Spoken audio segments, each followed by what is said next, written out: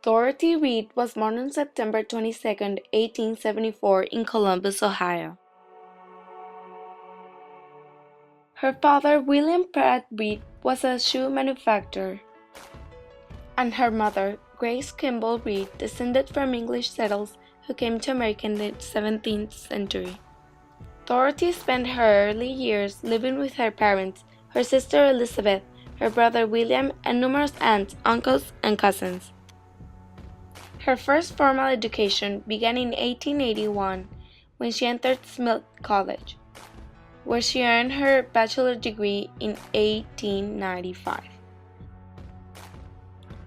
Changing her interests from journalism into medicine, she applied in 1896 into Johns Hopkins University Medical School in Baltimore, Maryland, and got in.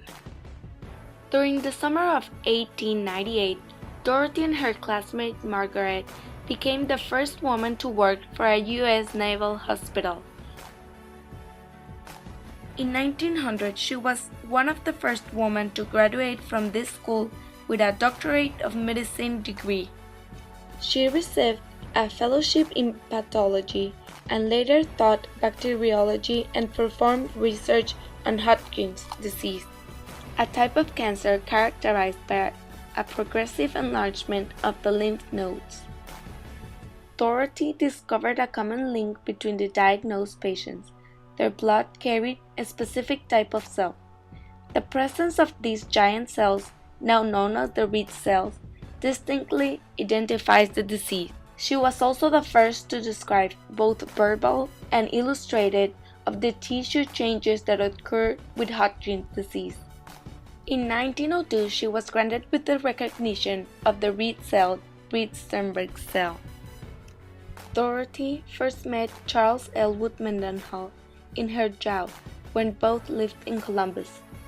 Then, when both were students at Johns Hopkins, they frequently spent time hiking together in the Baltimore countryside. After several proposals, Dorothy got engaged, and then they married on Valentine's Day in 1906.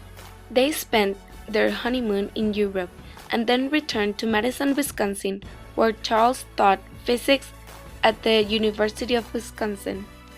After the loss of her first son, Margaret, when delivered, her second child, Richard, survived just his first birthday when he fell off the roof. Mendenhall undertook a study about child warfare, particularly infant mortality. In 1915, she organized the Wisconsin First Infant Welfare Clinic and turned Madison into the city with the lowest infant mortality rate. She had 2 more kids and provided great education for them. Thomas attended Harvard and John Yale.